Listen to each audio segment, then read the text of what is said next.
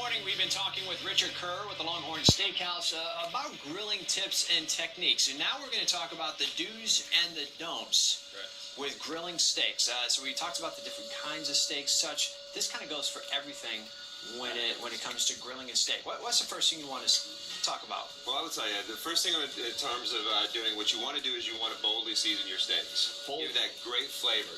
Give a lot of seasoning on there. You don't think you can overdo it, huh? I don't think so. And especially, here's the thing, especially with a char grill, you can't put too much seasoning on there because a lot of that seasoning is going to fall down in the grates anyway. That's a good point. Okay, so you want to have those, especially if you want those flavors like we do at Longhorn Steakhouse, you want to boldly season them. Okay. All right, what's the next, how about a don't? A don't? Yes. Don't not season your steaks. What? Okay. All right. What about flipping? Well, what you want to do is, one thing you don't want to do is you don't want to use a fork. Why not? The reason why you want to use a fork is if you poke a steak, you're going to let some of those juices come out of that steak.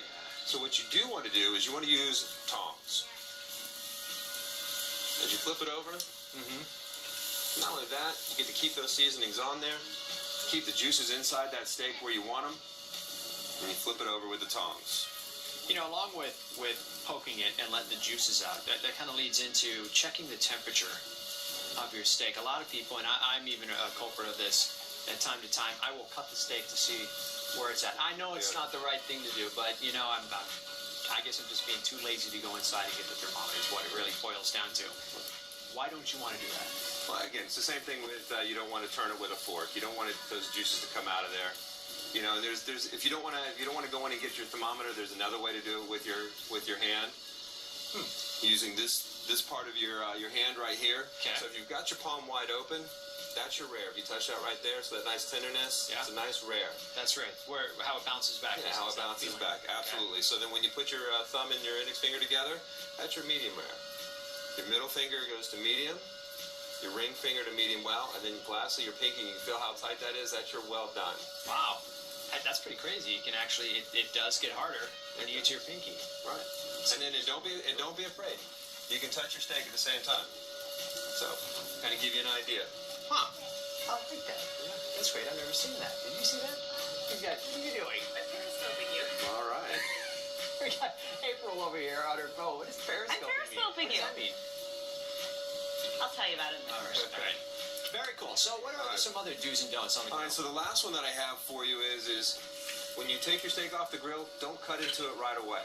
Give it a couple minutes to let the juices get back into the steak. Okay.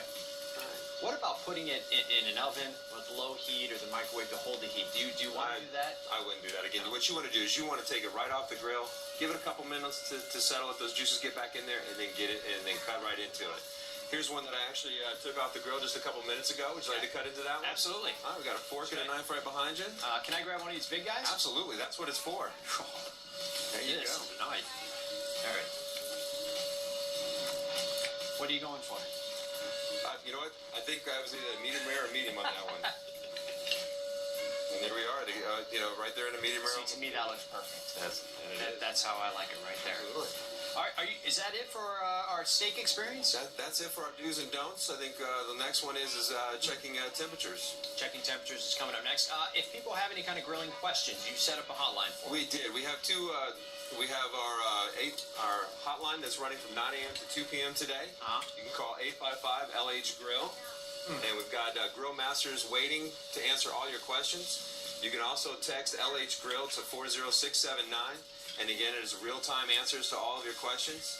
And then again, if you're not interested in grilling yourself this weekend, come on into Longhorn Steakhouse and we're happy to grill for you. Doing anything special for Memorial Day? I'm grilling for you. Yeah? That's right. Well, hey, that still works. That sounds great. All right.